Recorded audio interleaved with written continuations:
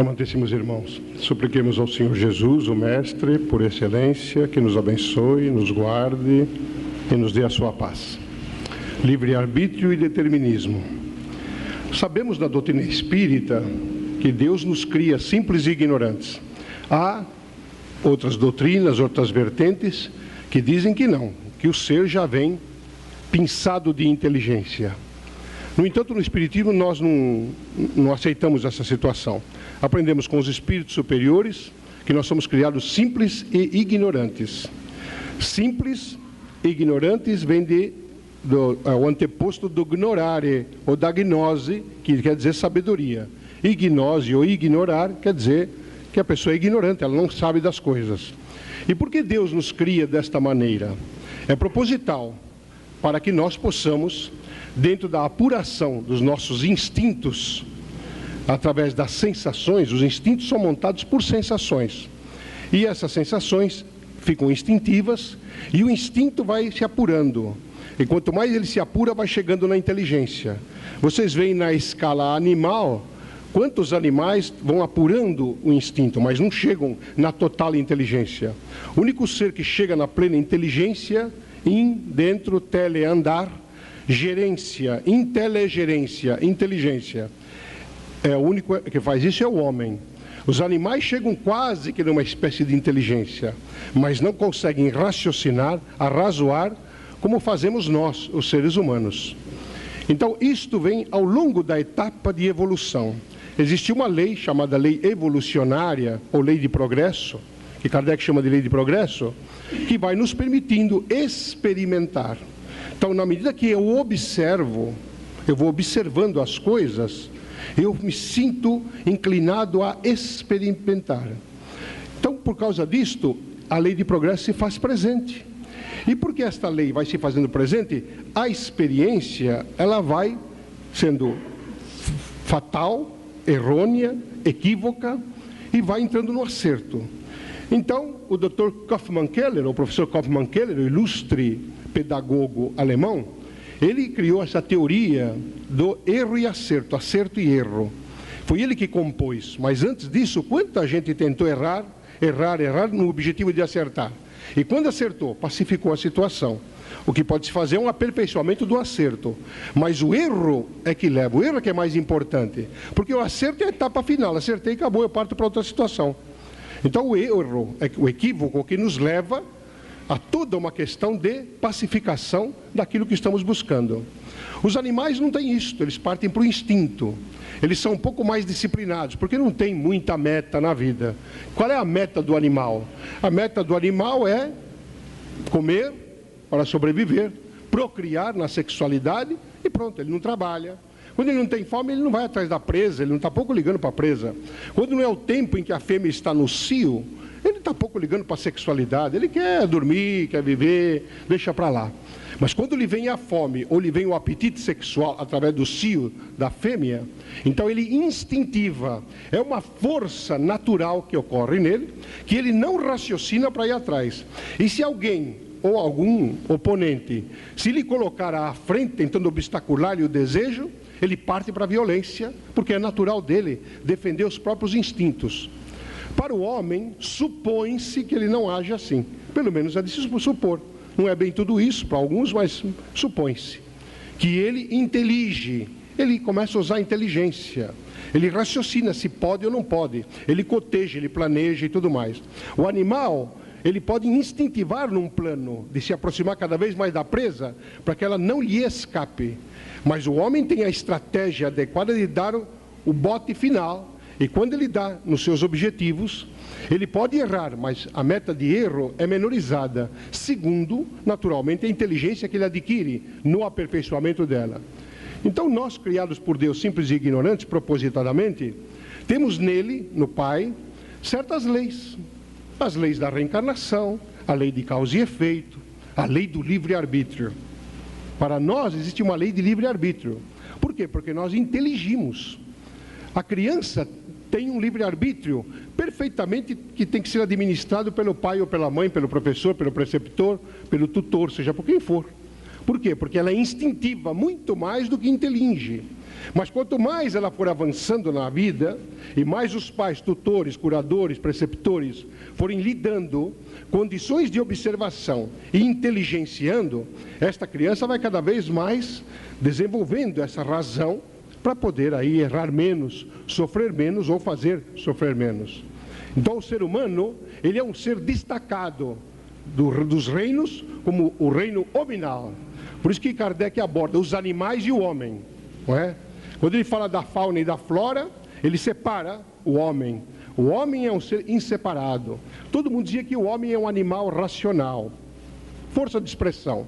O homem é um ser inteligencial, não é um animal nessa condição. Embora muitos tenham razão quando dizem que o homem pode ser animal porque ele é instintiva, muitas vezes. Quando a pessoa mata a outra, ela pode ter ciência que não deve matar, mas se mata, não tem consciência, como os animais. O animal tem ciência que pode e deve matar a sua presa, porque ele quer satisfazer o próprio instinto dele. Ele não mata por prazer, não tem prazer algum de matar e jogar fora. O homem faz isto, ele mata para jogar fora. Desde o animal, ele arranca a planta com a maior tranquilidade, com a maior sem-saboria, sem problema. E vai e joga a própria vida fora no suicídio. Os animais dificilmente cometem suicídio, a não ser que estejam perturbados, acossados por alguma coisa perniciosa. Há uma teoria que há animais que, acossados por outros, eles cometem suicídio.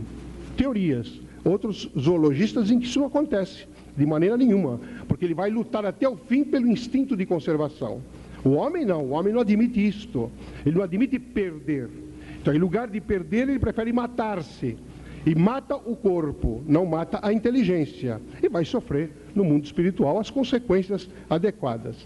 Então, dentro dessas conotações, nós começamos a raciocinar de que o homem, ser inteligente, porque é princípio inteligente do universo. O verso do uni, é aí que nós estamos categorizados na condição de deidades. Porque Deus, segundo o Gênesis, nos criou à sua imagem e à sua semelhança. Os Espíritos dizem que nós somos o princípio inteligente do universo. O princípio de quem? De Deus. Do uni, que é Deus, a versão dele. Nós somos a versão de Deus. Porque Deus tem a subida inteligência, a plenipotência inteligencial. Nós não temos isto. Mas como criação, ou cocriação em ponto menor dele, infinitesimal, perto dele, claro que nós temos aí o fiapo da inteligência, que pode ir se aperfeiçoando. As pessoas perguntam, então quer dizer que um dia nós vamos ser iguais a Deus? Acho difícil, porque essa plenipotência para criar isto, nós somos, seja como seja, nós somos produto dele. Se a lei da evolução que ele criou vai chegar a isso, não sabemos. Não há informe seguro. Há espíritos que dizem que não chegaremos. Há espíritos que dizem que a escala é evolutiva. Até onde ela vai, só Deus sabe. Ninguém sabe. O próprio apóstolo Paulo, que foi o grande lidador aí da pregação crística, ele disse, olha, esta noite estive no 7º céu. Ele esteve na 7ª etapa vibratória da deidade, mas não chegou à deidade. Não chegou a Deus, de maneira nenhuma. Ele pode ter estado num patamar superior da vida espiritual, mas não chegou a Deus. Onde está Deus? Deus está aqui conosco, está em toda parte, embora Ele é a suprema inteligência do universo. Então nós analisamos que Deus nos deu duas coisas importantes.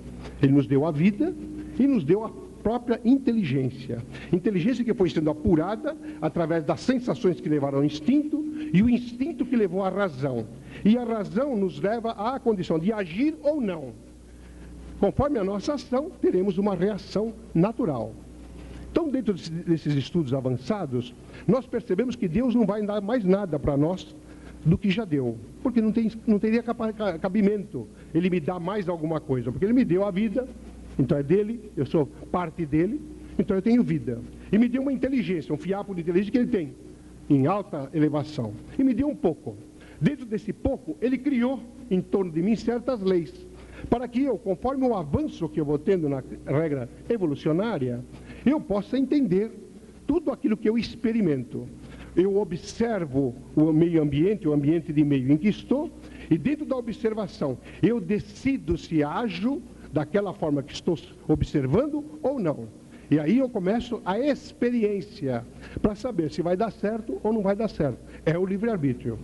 Então, esse livre-arbítrio, esse livre-albedrío, esse free will que as pessoas têm, está íncito em nós, os seres humanos, que temos inteligência.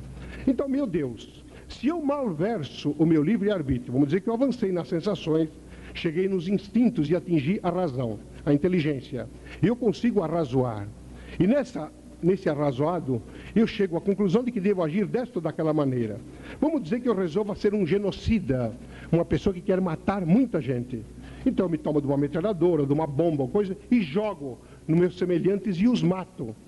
Eu tenho uma experiência problemática, porque matei muita gente.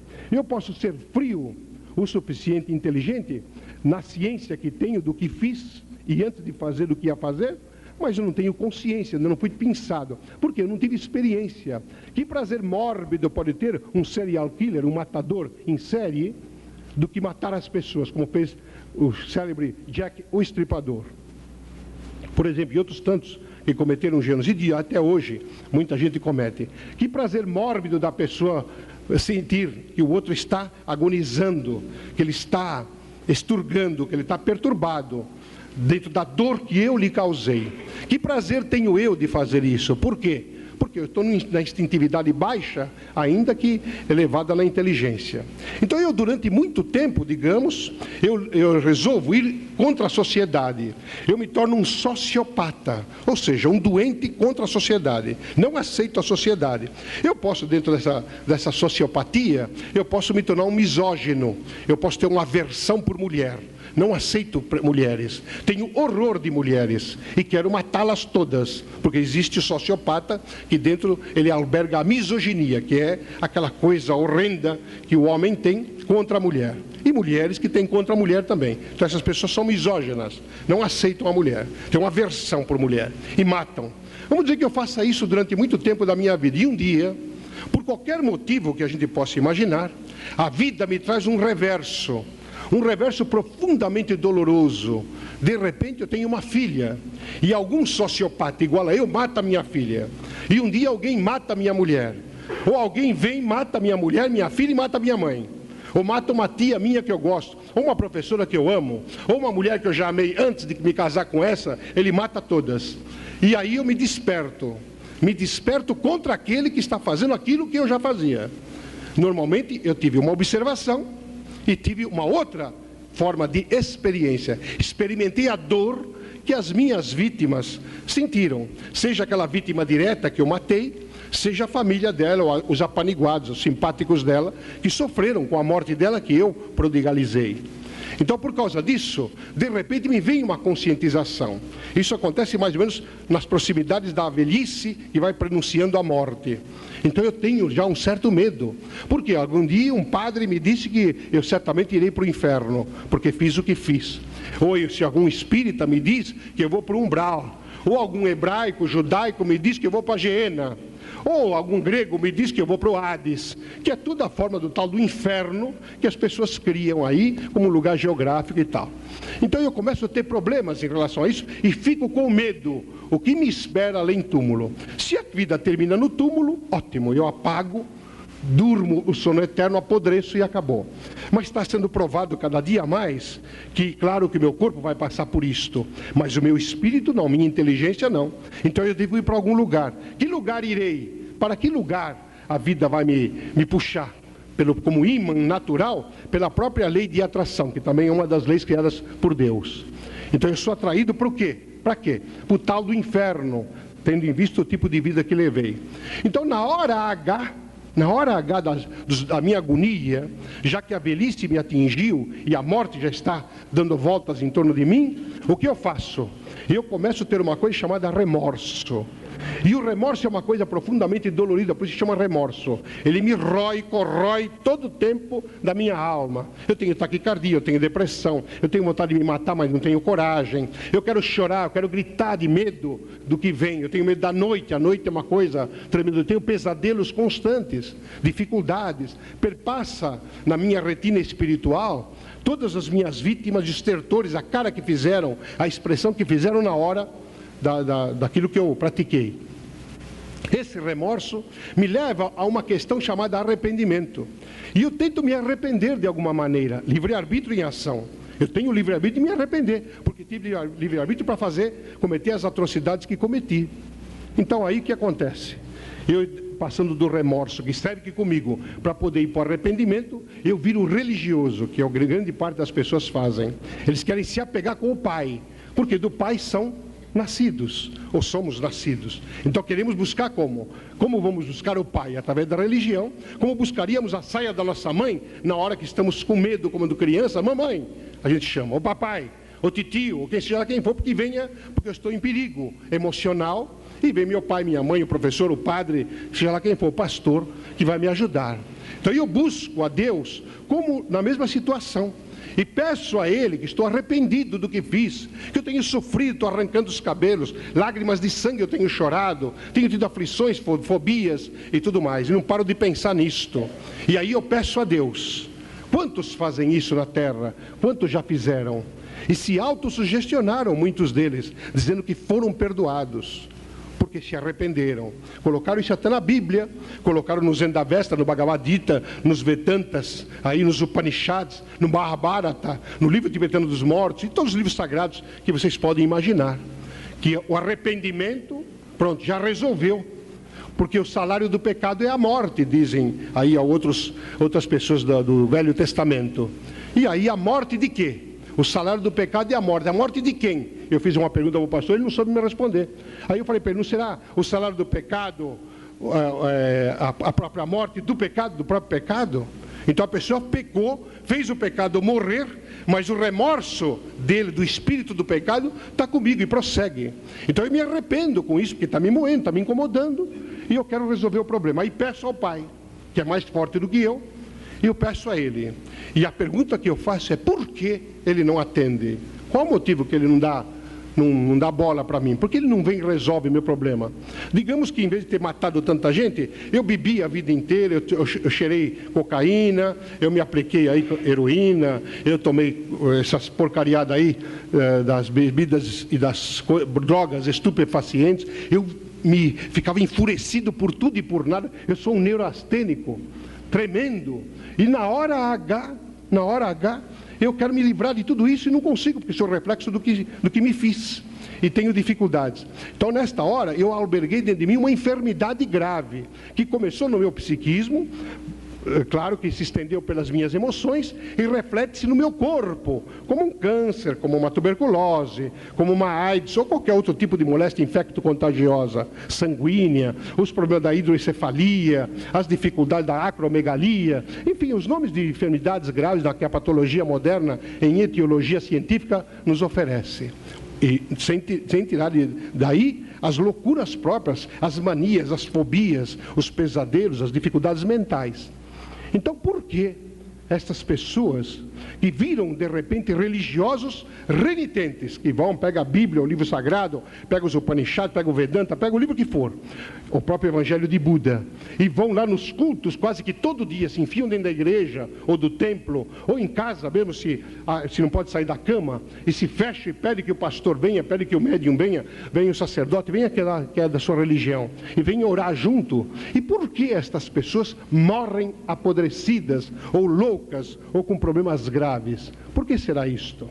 Então a resposta justa será: se Deus me criou simples e ignorante, me dando vida e inteligência a ser apurada, me deu um livre-arbítrio, me ofereceu dentro desse livre-arbítrio uma lei de causa e efeito, entre tantas leis como a da reencarnação, por que Ele teria que resolver meus problemas quando eu quis experimentar?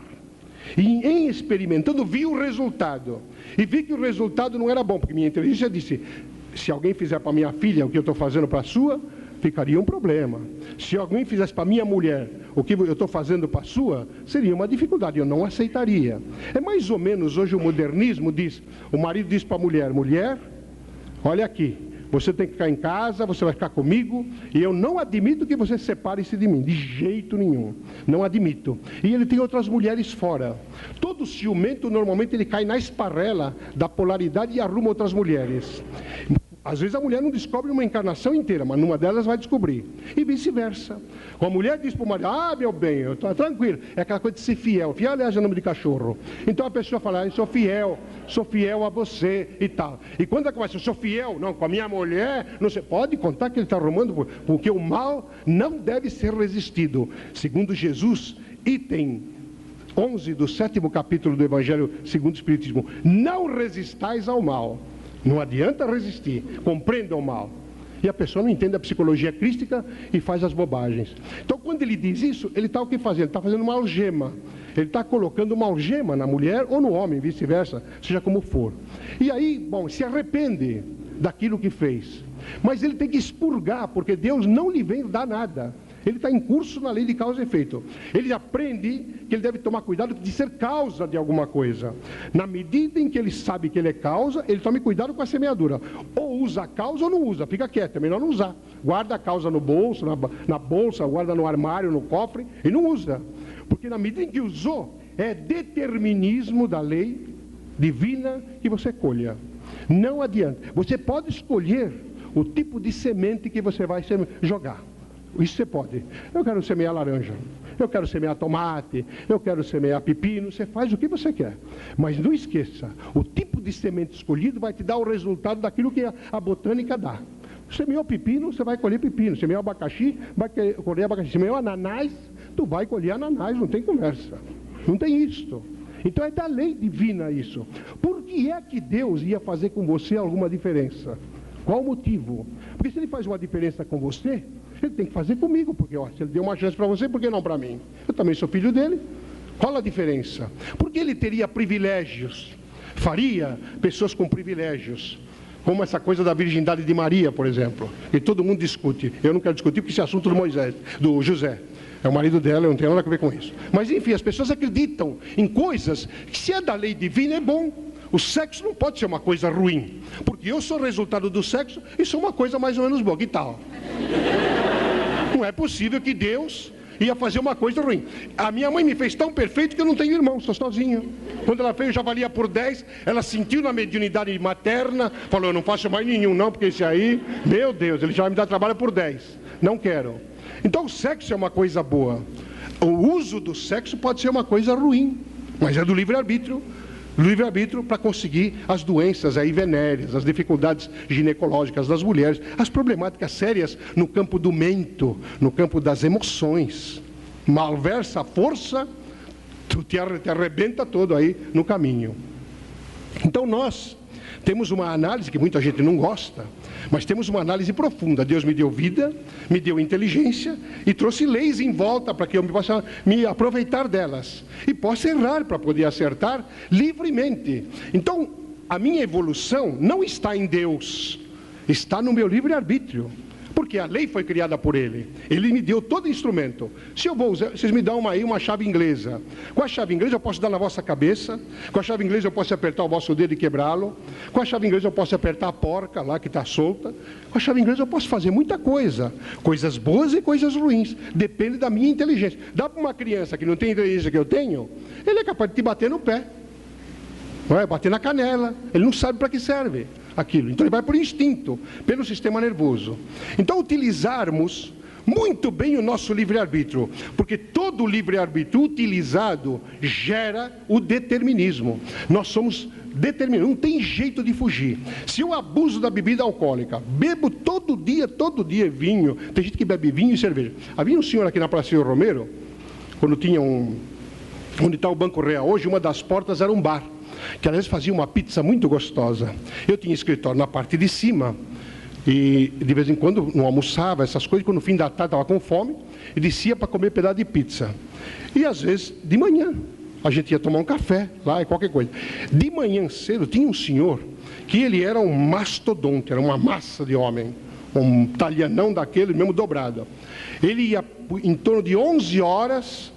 Ele trabalhava, levantava muito cedo, abria às 6 horas a oficina da serralheria dele, mexer com ferro não é fácil. E ele fazia umas portas muito bonitas, uma janela. E estava tudo com aquela roupa própria, tudo engraxada, suja daquela fuligem, né? Da serra e tal. Quando chegava às 11 horas, que era hora de almoço, 11h30, ele estava com fome, porque ele levantava às 4 horas da manhã, Então ele ia para a boca do balcão e ficava num canto. Ele tomava em média, porque eu não acreditava, se eu não tivesse visto, não acreditaria. Ele tomava, num dia inteiro, das 11 mais ou menos até as 4, 5 horas da tarde, ele tomava 36 cervejas. 36 cervejas. E tomava 12 doses de conhaque, daquele espanhol que queima até o perispírito. Ele tomava. E não ficava bêbado, ele ficava vermelho. Bom, aí um dia ele sumiu. Tanto tempo a gente via, até cumprimentava e tal. Um dia ele sumiu. O que aconteceu? Uma cirrose hepática, deu-lhe um ataque cardíaco e ele morreu desbragadamente. Eu quis vê-lo no mundo espiritual. E pedi tanto para Maria Angélica, ela disse, não é hora, meu filho, não tem nada. Vocês não imaginam o que eu vi. O homem mastodonte forte, com aquele barrigão, que parecia uma saúde danada, aí ela me levou no local, era uma localidade muito difícil, e ela me levou, nós fomos observá-lo. E ele estava com bichos saindo do corpo, como dizem que aconteceu com Herodes. O Herodes Antipas, aquele que perseguiu Jesus, diz que ele morreu assim, explodido, né? Eu sei de 3 pessoas que morreram assim: o Herodes, uma pessoa aqui que era dona de uma transportadora aqui na região leste, e esse senhor aí que eu cheguei a ver. Depois tem mais gente, mas eu não quis ver não, porque já bastou. Então veja, ele em pouco tempo, agora sofre, isso já faz muito tempo, já faz uns 30 anos por aí, eu estava no começo da profissão, e ele, de advogado, ele já fazia isso há muito tempo. E ele está louco para reencarnar e ao mesmo tempo não quer, porque dentro do efeito do livre-arbítrio dele, o efeito da causa dele vai trazê-lo com uma série de feridas no corpo. Ele deverá reencarnar totalmente atrofiado, com o estômago completamente carcomido por um câncer congênito. Ele terá dificuldades vibratórias sanguíneas graves. Ele terá uma cabeça muito grande de tanta bebida que ele tomou que subiu para o cérebro. Ele terá muitos problemas aí de pele, problema de carne, porque as feras miasmáticas ainda estarão com ele no perispírito para depois arrumar uma brecha de entrar no campo da matéria. Quem pode salvar uma pessoa dessa? Ela mesma, expurgando. Então ela está com remorso hoje, ela se arrependeu do que fez para o próprio corpo e quer aí uma oportunidade aí de resgate. Ela quer expiar, quer dizer, ela quer drenar aquela energia. E uma energia não se... Se eu encher isso aqui de fumaça, eu encho rapidinho, é só fechar a janela, as portas, arrumo os 2 archotes aí, encho de fumaça aqui. Mas para sair a fumaça vai levar mais tempo ainda, mesmo que eu abra a janela, ponha todos os ventiladores possíveis, vai dar um tempo para sair a fumaça. O expurgo vibratório, em função do meu livre-arbítrio, vai me trazer um determinado de tempo para poder expurgar essa energia, botar a janela afora. Isso, às vezes, numa encarnação não dá, porque o corpo não aguenta viver muito tempo. Ele não suporta. Carcomido que está, ele morre mais cedo. E morrendo mais cedo, ele volta para a própria família, de novo com nova etapa. Por isso que tem muita mulher que engravida, e homens engravidam mulheres, e ficam totalmente decepcionados quando a mulher não aguenta chegar ao 3º mês de gravidez, 4º mês de gravidez, 5º mês. Às vezes está na boca do 9º mês, a criança se expunge e vem morta. Ou vem com defectibilidade, com poucas horas de vida e coisas parecidas. São os treinos expurgativos que a própria família, a própria mãe, às vezes pede como prova, tem para ela. Ou então ela pede para ajudar esse espírito aí, dar um apoio. Então vejam, o livre-arbítrio, ele é nosso. Nós agimos como queremos. Ninguém impede nada. Nós fazemos. Se a gente não faz fisicamente, a gente faz mentalmente. Eu posso vibrar contra vocês. Ninguém me tira isso. Nada. Você pode me amarrar, pode me pôr na cadeia, mas enquanto eu puder pensar, eu posso olhar para vocês com ódio, ou posso olhar com amor, como fez Jesus, que olhou com amor para as pessoas que o prenderam e o maltrataram, né? Essa coisa de sevícia, de autoridade, não é coisa de agora, não, já existe desde o tempo de Jesus, já existia antes dele, porque o ser humano, ele é uma besta fera às vezes, que ele sabe que tem a ciência e acha que nunca vai ser pego na vida, como todo ladrão, todo assassino, acha, eu vou roubar até quanto que, porque não vou ser pego, ninguém vai me pegar nem nada, mas ele esquece que tem os obsessores, as vítimas dele, que vão pegá-lo na curva. Ele não sabe, ele não atina que ele está sendo observado por muitos olhos. E não adianta se corromper, não adianta usurpar, não adianta. Uma hora você é descoberto. Seja como seja, você é descoberto. Não adianta. Tem os olhos, dizem aí os árabes, os olhos de Deus, eles banham-nos em toda parte, em todo instante. E os olhos de Deus, quem são? A gente pergunta. São os olhos daqueles que são semelhantes a nós, que nos precederam na caminhada da desencarnação, embora continuem vivos. Então o livre-arbítrio é uma coisa extraordinária, quando eu bem utilizo, com consciência. Por isso que os espíritas estudiosos mais avançados, eles meditam muito antes de decidir. Eu sou uma pessoa assim. Eu aprendi com Maria Angélica, e o mundo espiritual, e a própria doutrina. Eu aprendi a tomar muita cautela com a minha ação, porque eu aprendi que tem uma reação. Cedo ou tarde eu vou ser alvo dessa reação. Então eu tomo cuidado com a minha ação. Eu tomo. Aprendi... errei muitas vezes já na minha vida, é claro, que sou um espírito em evolução, mas até onde eu cheguei na consciência, não errei mais. Eu até retenho-me na ação, porque eu sei que a reação vem. Porque a semeadura é livre, mas a colheita é obrigatória. Então eu vou me obrigar a uma colheita que às vezes eu preciso medir bem esse tipo de coisa. Então eu demoro para tomar uma decisão. Mas uma vez tomada a decisão, que eu faço com razão, que eu raciocinei muito, que eu pensei muito e tudo mais, eu medi aí tudo aquilo que possa vir das consequências. Por isso que eu tenho paranormalidade também, que é uma lei natural de Deus. E dentro da paranormalidade e mediunidade, eu tenho aquela questão chamada previsibilidade, idade previsível. Eu posso prever certas coisas que podem ocorrer desse ou desse aquele ponto. Lá aí nos estudos da psicologia moderna chama-se de ecologia. Então a pessoa vai ver a ecologia, vai ver o que pode ter de ruim na situação. Então aí eu vou analisar essa circunstância. E aí consulto-me para ver se vale a pena eu investir ou não. E invisto na ideia de que provavelmente vai dar mais ou menos certo. Então eu ajo. Posso levar um tempo, mas quando decidir, dificilmente eu volto atrás. Aliás, não voltei atrás nenhuma vez até hoje na minha vida, quando eu tive consciência de decisão. Porque nada me demove das circunstâncias. Ao longo de 40 anos, quanta gente já quis me demover de ser espírita? A começar da brincadeira que as pessoas falam que isso é coisa do diabo, até que as coisas é coisa de psicopata, ser espírita é coisa de louco. Aí eu pergunto para a pessoa, quanto você conhece espiritismo? A pessoa me diz, tudo. Eu faço 2 perguntas e a pessoa não sabe absolutamente nada, nada. Só ouviu falar de Allan Kardec. E Allan Kardec para ele é uma lã que deve vender por aí ou coisa parecida. Não sabe nem o nome do homem, nada.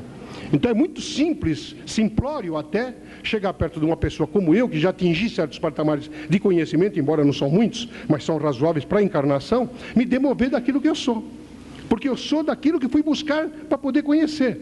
E quando fui buscar o Espiritismo, eu busquei todas as demais religiões. Todas elas, todas. Uma das que mais me aproximei foi o budismo. Uma das que mais gostei foi a teosofia, que é uma bonita teosofia. E coisas parecidas aí. Mas de resto, eu gosto do hinduísmo, eu gosto do Tibete, sou fã do Dalai Lama, como sou fã do Padre Marcelo, como sou fã do Papa, estou vibrando para ele, que ele já está começando a se despedir. E assim uma série de coisas. A gente vai amando as pessoas, vai tendo consciência. Mas eu quero amar essas pessoas, mas não quero que elas não morram, não. Quero que elas morram, que eu vou com Deus, porque eu também vou. Então nós vamos caminhar na eternidade, talvez não juntos, mas vamos caminhar. Então o livre-arbítrio é alguma coisa que todos nós temos e devemos conhecer em profundidade. Porque nós não escaparemos dos efeitos. E quando os efeitos chegarem, porque nós erramos, tenhamos a humildade, não a humilhação. Humilhação não. Mas tenhamos a humildade de aceitar, sim, eu errei. Isso já é um avanço do arrependimento tremendo. E aí você parte para a reparação. Mas antes de chegar na reparação, que você quer reparar o mal que fez, você precisa espiar. Como você vai espiar? Você vai espiar de acordo com o mal que você tenha feito. Há uma expiação. Você tem um certo sossego do mal que fez, mas você vai para a expiação. Da expiação você vai para reparar, você repara. Quanta gente é tido como santo aí, foi canonizado. Eu tenho encontrado com alguns, tenho dito a vocês, encontro com alguns no mundo espiritual. E aí eles me contam as histórias, vocês não imaginem. O cara, tem alguns, uma vez um deles, não vou dizer o nome porque é chato, mas ele me disse engargalhada. Eu disse, você está rindo de quê? Ele me disse, aqueles bobos lá embaixo botaram uma estátua para mim, eu fui ver e é mesmo. Eu, que fiz isso. Aí começou a contar, eu falei, para, eu não aguento, nem eu não aguento o que ele fez. Mas aí aconteceu um fenômeno paranormal, que pode acontecer com qualquer pessoa, como aconteceu com Gregório de Rasputin, que fazia tratos mediúnicos tremendos, mas nenhuma moral. Muitos deles fizeram isso, e são tidos como santos. São beatos, depois de beato, dois milagres é beato, 3 milagres já vai para santo logo, 4 eu não sei nem o que acontece, ele entra em estratosfera. Infernal, porque a maioria deles não são santos de nada disso. Quando pedem para as pessoas, a gente é tão infantil que pede até para santo errado, né? Pede as coisas para santo errado. Ué, a gente cisma que aquele santo, ele tem que ser protetor daquela daquela categoria. Não é? Então, por exemplo, São Cristóvão, ele é protetor dos motoristas. Ué, desde quando ele teve carro? Nem carroça não teve. O Santo Antônio, casamenteiro, todo mundo em junho, todo mundo não, as meninas aí mais, e os garotos também, pedem aí para Santo Antônio casamenteiro. O homem nunca se casou, não sabe nem o que é isso, pelo menos nessa encarnação dele. Então é a infantilidade humana que categoriza pessoas e lhes faz mal, porque mexe na consciência deles, que lhes dói, porque eles sabem que são espíritos que não merecem em absoluto esse galardão aí que a igreja resolveu dar a eles.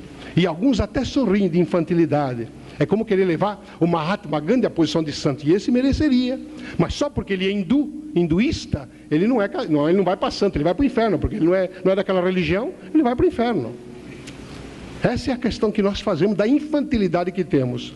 Então, nos tempos de agora, estamos no século XXI, a vida está nos convidando a raciocinarmos quanto ao nosso livre-arbítrio, já que cairemos na face aguda do determinismo, ou na face suave do determinismo. Nós vamos escolher aquilo que gostamos de ter feito. Vale a pena a inserção e o investimento. Então, analisar o que fizemos, façamos uma retrogradação de consciência. O que andamos errando ao longo do tempo? Se algum de vocês poderá pensar aí, mas se eu começar a pensar, me dá um tiro na cabeça, porque eu fiz tanta coisa que, meu Deus, hoje eu tento até me convencer de que não sou mais aquilo. Mas eu fui uma fera quando fui, como no começo de casamento, ou quando fui filho, ou com a minha filha, ou coisas parecidas. Você pode pensar assim, mas será um equívoco, porque nada mais belo do que você se conscientizar do mal, e você não resistir ao mal, entendê-lo para não repeti-lo, não aplicá-lo. Isso que é a beleza da vida em Deus. Então, esta questão de livre-arbítrio está em nós. Cautela com o uso. Nós temos que começar a analisar como estamos usando o nosso livre-arbítrio. Estamos impondo alguma coisa a alguém? Estamos impondo? De que maneira estamos impondo? Ou estamos propondo? Estamos propondo uma coisa boa? Não fica aquela música do Roberto Carlos, e eu te proponho, e o que ele propõe é amada amante. Não é? É muito bonita a música, eu também sou fã dele e tudo mais, mas veja, ele não fala eu te imponho, ele fala que eu te proponho. E propõe as coisas. Eu posso propor a vocês agora analisar comigo, mas vocês não são obrigados a pensar. Mas nada como meditar a respeito de um assunto que temos que falar nas tertúlias. E uma delas hoje, que Maria Angélica propôs, é esta: o livre-arbítrio. Se vocês querem saber alguma coisa a mais, leiam as 7 questões propostas por Kardec na obra basilar. Depois ele fala em outros pontos da obra. Mas na obra basilar do Espiritismo, ele fala nas questões 843 a 850 do Livro dos Espíritos. Ele trata da lei do livre-arbítrio, do livre-arbítrio. Esse livre-arbítrio que nós temos de liberdade. E na medida que agimos, não queremos jogar para outro essa questão, jogar para Deus. Ele pode, a pergunta foi, ele pode interceder? Claro que ele pode, ele é Deus. Deus pode tudo, mas não convém, porque para mim ele vai se contradizer. E quem se contradiz é homem. Ser humano se contradiz, que é fraco ainda, que está em evolução. Mas se a deidade que eu imagino, a suprema inteligência do universo, ora, não é possível que ele vai atender meus caprichos, de jeito nenhum. Então nós temos que aprender a utilizarmos-nos perante a vida, porque o viver está aí, a beleza da vida está aí. Não que Deus nos resolva o problema, nem os bons espíritos venham resolver. Nunca Maria Angélica disse, o Senhor vai fazer tal coisa, de jeito nenhum. Quando eu vou fazer alguma coisa que ela percebe que eu não percebi, ela me diz, não era bom rever o seu ponto de vista, meu filho? E sai de perto, não fala nada. Ela é capaz de falar de algum de vocês para mim, mas para mim ela não fala nada. Quando o meu câncer veio, ela não disse, meu filho, terás câncer. Não disse. Ela me disse, este ano, o ano passado, entre as provas que tu sofreste ao longo desta jornada e que acompanhei em lágrimas, 2 virão muito potentes. Te prepara, meu filho, na oração. Não demorou, 2 provas graves vieram, entre elas o câncer, como já contei aqui.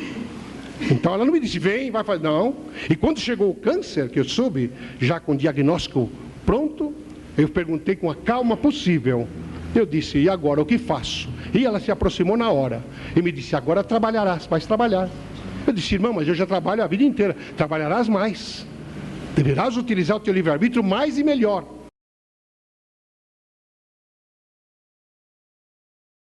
Compreendendo que estás enfermo, que tu atraíste esta enfermidade, não foi a deidade que mandou, não foi nada. Colocaste aí na tua vida que não estava nem incerto em teu programa. Tem gente que faz no programa reencarnatório, abusa da sexualidade numa encarnação e pede para vir impotente na outra, se é homem, com frigidez, se é mulher, para não utilizar a sexualidade. Por quê? Porque esculpiu no psiquismo mau uso, e aquele efeito ele é danoso. Tem mulher que tem ojeriza, gosta de homem, mas não para a sexualidade. Quanto problema nos consultórios de psicologia aí, de sexólogos, quanta dificuldade. Por quê? Porque essas pessoas têm, de repente, um terror total de que aquele homem vem para cima dela. E ela tem dá um problema, aí sai briga, o homem fica brabo e aquela coisa. Por que tem isto? Porque ela tem esculpida alguma experiência pretérita no livre-arbítrio, cujo determinismo agora lhe impõe alguma coisa que ela refuta. Tem livre-arbítrio para repulsar, ela pode repudiar essa situação, mas cria um problema com o companheiro que ela gosta. E vice-versa, quanto homem tem problema aí da improdutividade sexual, e a mulher o espera com toda aqueles véus da beleza da Salomé, e ele nada, não tem, quando chega na hora H, não tem condições. Por quê? Refuta alguma coisa no campo mental a requerer tratamentos graves de profundidade. A má versação do livre-arbítrio. Você semeou, você colhe. Você pode não colher nesta encarnação. É possível que você não colha. Mas tu vai colher um dia. E a eternidade é pródiga, o tempo é pródigo para trazer aí as dificuldades, para você aprender. Não é uma vingança divina. Eu errei ali, fiz isso, estuprei, matei, violentei, e agora eu venho dessa maneira. Absoluto. Você se pôs isso. Deus me castigou. A gente tem essa mania de que Deus castiga. Mas se Deus é amor, como castiga? Como é que amor pode castigar? Que é isso? Deus é amor, pô. Ele já me deu a vida, me deu a inteligência. Eu errei, não é justo que eu sozinho... Se eu observei para fazer o erro, se eu, observando o erro, eu experimentei o erro, não é justo que eu receba de volta o efeito do erro que eu mesmo experimentei? Que Deus tem a ver com isso? Nada. Em absoluto, é muita infantilidade achar que Deus resolve. Vocês verão aí nas igrejas eletrônicas, na televisão, verão as pessoas, não, porque Deus vai dar. Ele disse ali, o homem disse ali, que está na Bíblia, está ali a palavra de Deus. Mas que palavra de Deus? Coisa assim, leiam a Bíblia, vocês vão ver que bom homem escreveu, pô. Deus não escreveu nada. Ele inspirou muita gente. Isso é outra coisa. E como ele inspirou diretamente, que não sabe? Mas eu não sei o que fariam os espíritos aí desencarnados conosco. Se só tem Deus, para que precisa ter anjo, santo, guia, bom gênio, benfeitor espiritual? Para que isso? Se só tem Deus, Deus pode tudo, tá bom, ele que resolva. Mas não é assim. Na lei do livre-arbítrio não é assim. Então nós estaremos incursos, ao usar o nosso livre-arbítrio, no determinismo que traz a lei de causa e efeito. Algumas pessoas discutem essa questão da lei de causa e efeito e fazendo comparações com a chamada lei do karma. O karma, que é aquela situação legislativa do esoterismo indiano. E o karma, para alguns hindus, não é todos, o karma é uma coisa irrefreável, não tem mudança, não adianta. Você está com câncer, você pode ir no oncologista, você pode tomar radioterapia, químio, você pode tomar remédio, pode fazer cirurgia, você vai morrer de câncer de qualquer jeito. Para muitos hinduístas o karma é isso. Karma quer dizer fogo purificador, é uma condição de giro vibratório que você vai expurgar daquele jeito, é fogo, ele queima, mas... é um desarrazoado frente à lei do livre-arbítrio, da minha inteligência.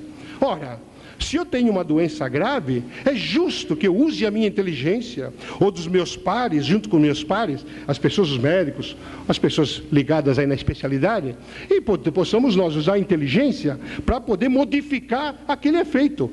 É o livre-arbítrio, eu tenho o livre-arbítrio para mudar o determinismo. Mas não é todo o determinismo que nós temos plenipotência para mexer. Agora é de noite. Estão vendo lá fora que está escuro? Eu quero que fique agora um sol de meio-dia. Por favor, venha. A noite não me dá a mínima confiança. Ela tem um ciclo a cumprir. Isso é determinismo. Eu não posso, com certas coisas da natureza, eu não mando nada. Eu posso querer agora, se eu quiser ver dia, rapidinho, eu vou para a Noruega ver o sol da meia-noite, né, a aurora boreal, ou eu vou para a Ásia. Lá agora é de dia. Está começando amanhã lá. Quando nós estamos indo nos recolher dormir, o pessoal da Ásia está indo levantando cedo para ir trabalhar, ou fazer o que quiser. Por quê? Porque existe um movimento de rotação em translação do planeta que é natural da lei. Mas por que tem essa lei? Nenhum astrofísico vai te dizer por quê. Vai dizer que é uma coisa da lei da natureza. E quem é que governa a lei da natureza? Uma inteligência suprema, que nós chamamos de Deus, ou chamamos de Jeová, de Javé, suprema inteligência do universo, o nome que vocês quiserem dar. Ou Alá, como dizem aí os muçulmanos islamitas. Então vejamos que essa inteligência, parte dela está em nós, em ponto menor. Por isso que Jesus diz: vós sois deuses. André Luiz diz: cocriação de Deus em ponto menor, somos nós. Que vamos aumentando, evoluindo no campo da razão.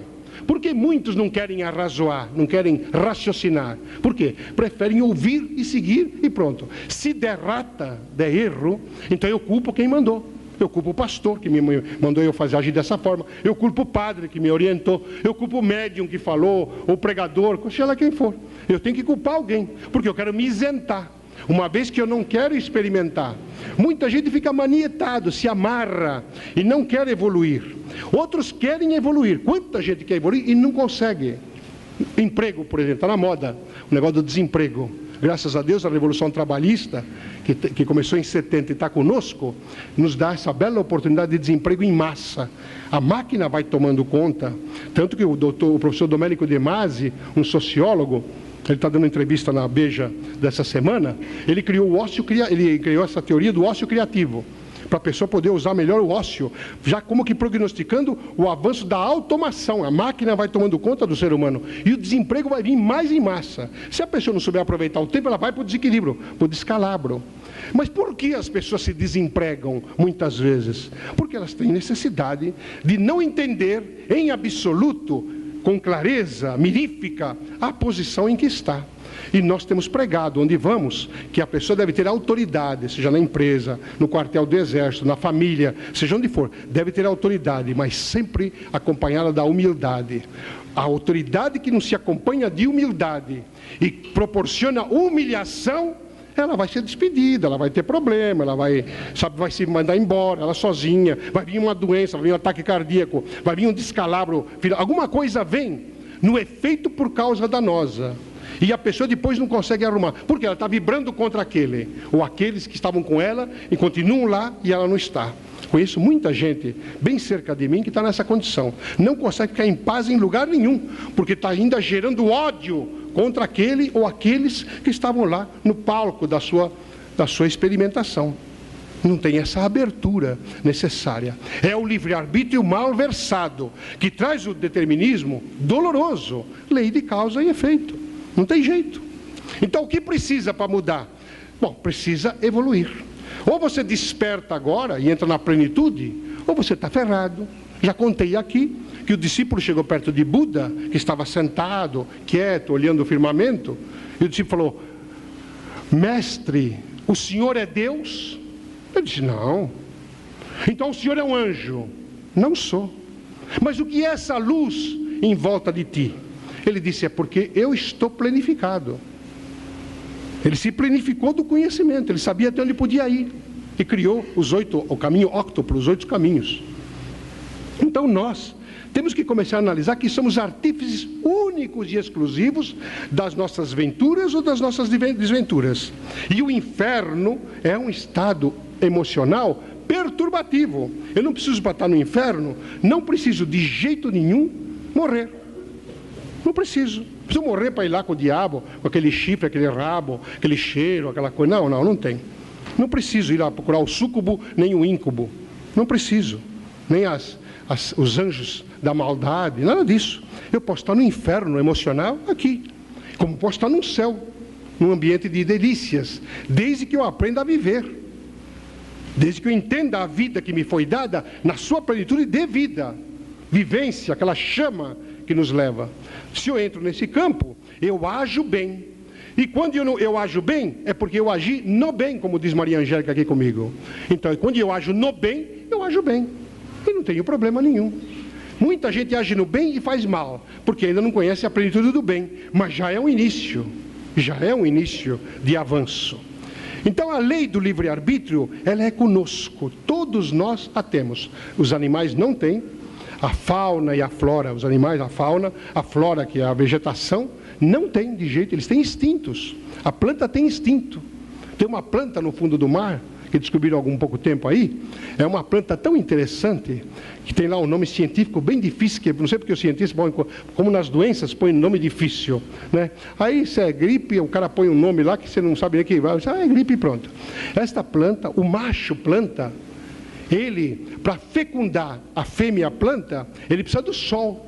Porque se ele não tiver o sol na fotossíntese, ele não consegue, de jeito nenhum, ele não consegue fecundá-la. E para fecundá-la, não só o sol, ele precisa do vento. E aí o que ele faz?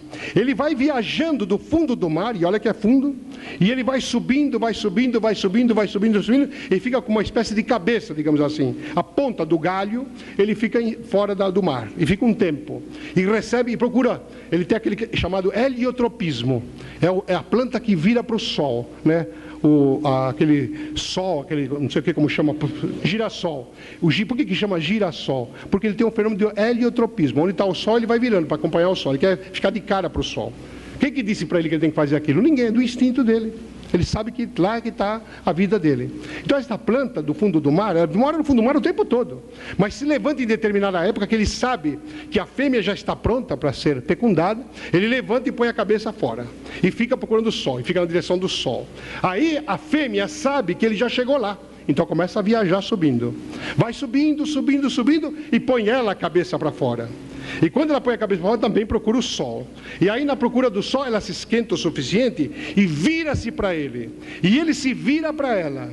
E vem um vento da lei da natureza. E esse vento balança ele bastante.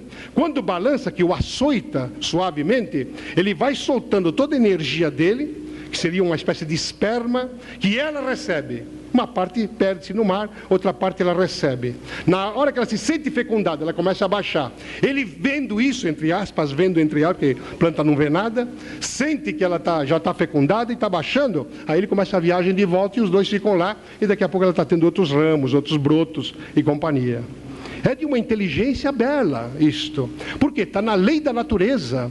A natureza diz para eles o que eles têm que fazer, porque alguém está pensando por eles, que é o Pai, que nós chamamos de o Pai, o Deus, suprema bondade, inteligência.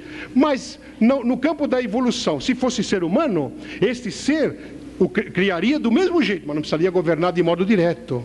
Já o ser humano não precisa governar de modo direto, é tranquilo, ele sabe o que tem que fazer. Então, quando nós vemos nos livros sagrados certas histórias que tem lá, vamos analisar no espírito que vivifica, para poder não cair na letra que mata. Se quem leu a Gênese, a história de Adão e Eva, não pode acreditar naquilo que está lá, escrito daquele jeito.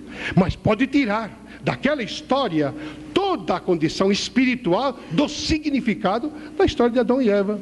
Hoje, quando eu vou ao cinema, e agora pouco tempo atrás fui ver A Mente Brilhante. Aliás, eu disse que o ator não ia ganhar o Oscar, ele não ganhou, porque ele entrou num campo de perturbação do personagem e se deixou assediar pelas entidades obsessoras que estão no filme retratadas, porque o John Nash, verdadeiro, narrou para o produtor do filme, contou a história.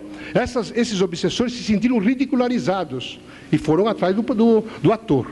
O ator invigilante começou a brigar com todo mundo, bateu no produtor, começou a bater no pessoal do set aí de gravações, foi num restaurante comer, foi homenageado depois do filme, do bom trabalho que fez, mas só porque o dono do restaurante não falou lá alguma coisa mais elogiosa, ele levantou e partiu para cima do outro e brigou e tal. Bateu numa mulher lá em praça pública, bom, ele fez 1001. Ele deixou até a barba crescer para mudar a cara, como ele estava ontem no Oscar, mas eu não vi, eu fui ver agora de manhã, porque eu não ia ficar até 2 horas da manhã, não, porque Maria Angélica não deixa, eu preciso dormir para poder levantar cedo e trabalhar. Então a gente percebe o que é campo vibratório, o que é malversação do livre-arbítrio, o que é desconhecimento de causa, de ciência que ele tinha, mas não consciência, e agiu mal. Então, falando do filme, eu fui ver esse filme, Uma Mente Brilhante. Mas hoje, quando eu vou, eu olho o filme, assisto o filme com os olhos mediúnicos, para poder entender toda a essência de aprendizado que eu posso. Vocês vão dizer, mas isso é você que está com os espíritos? Não, todos vocês podem, basta prestar atenção. Não deixa ninguém do lado falando, que já é uma boa coisa, a não ser que seja espírito, como foi Maria Angélica comigo, não estou reclamando. Então, ela foi comigo, e ela está dizendo, então eu falei com o senhor, eu disse, mas a senhora falou de outro jeito, que é para me entender.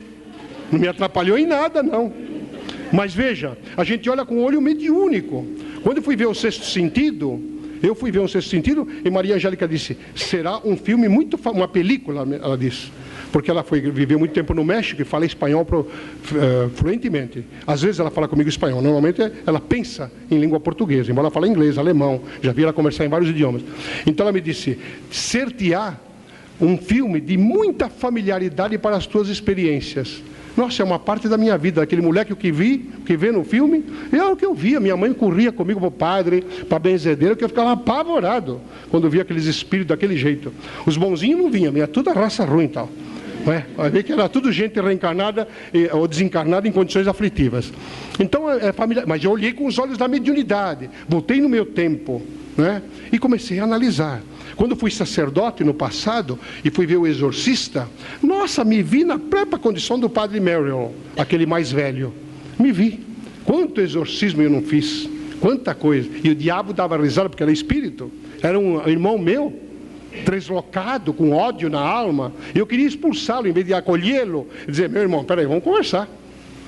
Que é o que eu faria hoje. Eu não expulsaria, porque no final do Exorcista, o que acontece? O diabo ganha, porque mata o padre Carras. Onde ele pega o padre Carras? Ele era padre, cara de santo, botou aquela batina, mas por dentro daquela batina tinha um homem com várias experiências que o diabo pegou, que era aquele problema da psique dele. Ele começou a ter conscientização pelo obsessor que estava com ele. E esse obsessor, ele chamou a atenção em muitos pontos. O padre Carlos se desarmou, porque ele não tinha condição moral para poder tentar doutrinar, e no final ele se joga da janela e acaba se matando. E o padre Mary acaba morrendo do ataque cardíaco que o diabo ganha, e no final a Megan continua lá com o diabo até o fim e tal. Então vejam o que é essa coisa da moral. A moral que deve ser apurada na boa aplicação do livre-arbítrio, da inteligência. Você tem que inteligir. A pessoa vem falar, eu sofro tanto, tanto, eu me tomo de compaixão. Mas será que está certo eu me tomar de compaixão? Sem dizer nada? Não, eu me tomo de compaixão e digo para a pessoa, mas sofre por quê? Por que você tem que sofrer? Você já se perguntou? Por que você está sofrendo desse jeito? Qual o motivo? Ah, não, é coisa da outra vida. Mas que me interessa a outra vida? E dessa nada? Você não errou nada? Quantos anos tem? Ah, tenho 40. Em 40 anos você não errou nada? Eu tenho 20. Em 20 anos você não errou nada? Absolutamente. Tudo é da outra vida? Tudo é na outra encarnação? Às vezes não. Na outra encarnação nós pagamos todas as dívidas e arrumamos mais nesta, porque a gente é louco por ficar devendo. E arruma aqui. Então não é isso. Nós temos que ter razão. Usar sempre o raciocínio. Se possível, diz Maria Angélica, o tirocínio. Tem que ter uma análise profunda das coisas. Estou sofrendo. Por que estou sofrendo? Qual o motivo? Dei causa a esse sofrimento? Se dei, como dei? Dei assim, assado? O que fazer para mudar essa situação? E transformar-se. Ah, mas eu quero que meu filho que bebe, fuma e joga e é prostituído, ele mude para mim ser feliz. É egoísmo puro. Você está se metendo no livre-arbítrio do outro. E você não pode. Você pode orientar o outro para usar melhor o livre-arbítrio dele. Mas o dele é o dele, o seu é o seu. Por mais que você sofra de ver um filho perturbado, uma filha aí desvirtuada, o problema aí é da pessoa. E como você tem que fazer? Logo de cara, primeiro, você deve amar a você mesmo. Depois você vai amar a sua mulher ou seu marido. E nesse amor, depois você vai praticar o sexo, que é uma intimidade muito séria. E quando você for praticar o sexo, pratique-o com amor. Não faça por instinto que você está ferrado. Você faça por amor. E aí, praticando o sexo, a mulher pode engravidar. E te vem os filhos. Enquanto ela está grávida, você se qualifica para ser pai ou mãe. E comece a se preparar para isso. Claro que terá uma diretriz adequada. Eu sou do tempo em que não havia a psicologia de agora, a orientadora educacional, não teve nada disso aí. Eu estudei em colégio de freira e o chicote da minha mãe e do meu pai. E apanhei muito, muito, muito, como vocês não podem imaginar. Quando eu não fazia as lições, porque eu também era travesso, quando criança, eu ia dormir, nós morávamos num porão, e eu ia dormir porque estava cansado. E aí, minha mãe chegava da fábrica e ia olhar o caderno. E dizia, você não fez a lição? Eu não fiz. Quando teu pai chegar, eu vou resolver isso. E resolvia. Eu acordava com o chicote em cima de mim. Vocês vão achar que isso é um absurdo, mas era um instrumento da época, não tinha outro. Agora, com todas as facilidades, nós somos o que somos, imagine antigamente. E eu fui bom aluno, não fui o grande aluno da história, nada disso. Mas fui bom aluno em todas as vezes que estudei, porque sabia que tinha alguém que estava me educando. A educação, no meu tempo, era na minha casa, não era na escola. Na escola eu era o reflexo da educação que tomava em casa. Na escola eu ia me instruir, na minha casa eu me educava. Houve uma inversão de valores agora. A mãe e o pai não estão qualificados nem para ficar com eles, não estão qualificados para ficar juntos, não estão qualificados para ter sexo, não estão qualificados para ser pai ou mãe, e jogam os filhos na escola. Não educam, deseducam às vezes, e isso acontece muito com o avô. O avô é o pai que o filho amansa para o neto poder montar. Quando vem o neto, tudo aquilo que ele não fez para a filha e para o filho, ele quer fazer para o neto. O pai e a mãe tentam educar, o avô ou a avó vem para deseducar. E que faz todas as vontades, todas. Eu sei porque eu sou avô, eu sei como é. Então, dentro dessa conotação, nós cometemos equívocos vibratórios graves, muito graves na lei de causa e efeito. Então, por que a transformação vai chegando? Porque hoje estamos tendo o merecimento de viver com os instrumentos que temos agora. Já não tem aquele instrumento do meu tempo. Ou o tempo de muitos que aqui estão com a minha idade, um pouco mais, pouco menos.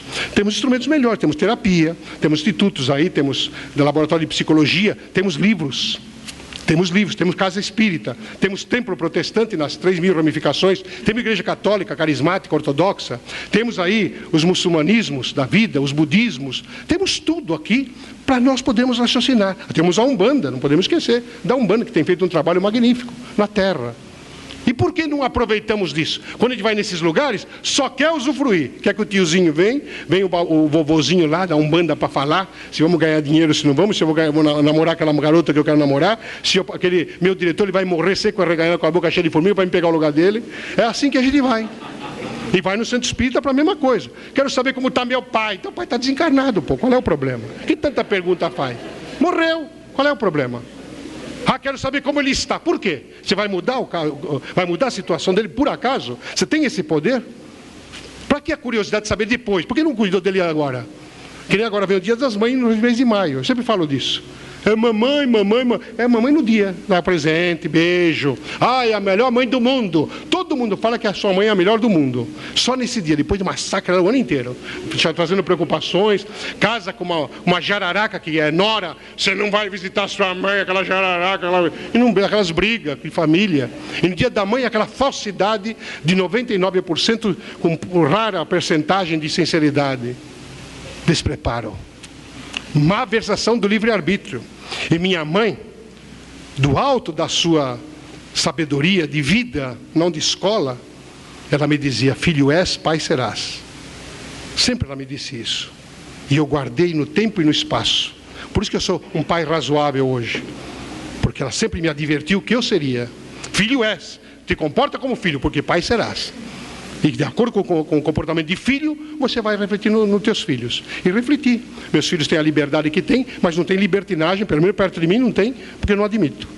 Então essa situação é de nós nos espelharmos perante nós próprios. Fica aqui então, já no final, a proposta, para que vocês possam pensar a respeito dessa magna lei do livre-arbítrio que a sua inteligência, a inteligência de vocês, tem. E a vida que tem, cuidem da vossa vida, invistam em vocês. Não querem investir só para o marido, para o filho, para a nora, para o cachorro, para o gato.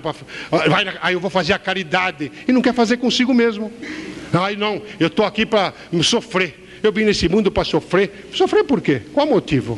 Sofre porque quer, porque não tem motivo nenhum. Aí eu vou na casa de caridade, vou dar comida para os pobres, vou ajudar, vou lavar, vou fazer. E a casa está toda suja, a roupa por lá para arrumar. Quanta gente faz isso? O marido reclama. A mulher nunca está em casa, está no centro espírita. Ele abomina centro espírita. Eu também abominaria. É claro. Escuta, primeiro eu. Quem paga as contas aqui sou eu. Quero a comida, quero a roupa. No mínimo isso. Não é? Mas não, é uma inversão de valores do livre-arbítrio. Uma falsa expressão santificante. Que nós temos que mudar. E uma vez que não nos queiram por algum motivo, aceitemos com tranquilidade. Não me querem, eu vou embora. Passo a mão na mala e me vou. Tem alguém lá fora que me quer, porque Jesus me ensinou isso, a servir quem quer ser servido. Quem não quer, ou já foi servido muito e agora não precisa mais, me vou, sem maiores problemas. Lei do livre-arbítrio está casado com a lei de causa e efeito. E ambas, elas são tão eternas que nós temos a lei da reencarnação para nos provar exatamente isso todo o tempo. A reforma íntima começa na consciência. Onde estão escritas as leis de Deus? Perguntou Kardec. Resposta: na consciência. Você conscientiza no dia de hoje, não se cientifica, porque isso já está, nós estamos falando aqui. A conscientização é uma coisa íntima lá, na razão. Veja a tua conduta como é. Você pode encontrar dificuldade de mudança, mas saiba que, apurando o teu livre-arbítrio inteligencialmente, você pode se transformar. Não precisa ser do dia para a noite, essa coisa de repente eu era da gandaia, agora eu pego o evangelho e saio por aí. Não precisa isso. Pode ir devagar, vai devagar com as coisas, vai devagar, porque Deus, que podia ter feito o mundo num sopro, levou, diz que 7 dias para fazer, 6. No 7º ele descansou. Devia ser Deus brasileiro, porque é o que eu conheço, não era não. Era universal. Então não descansou coisa nenhuma. Aliás, está trabalhando até hoje. Então, em função disso, saiba-se dar valor. Desse valor, que é isso que é a nossa proposta na noite de hoje, através do bom entendimento do teu livre-arbítrio, para criar determinismos altamente confortáveis sob o modelo que nós temos, guia e modelo da humanidade, guia nosso, modelo nosso, Jesus, o Cristo Jesus, que nos abençoe, nos guarde e nos dê a sua paz.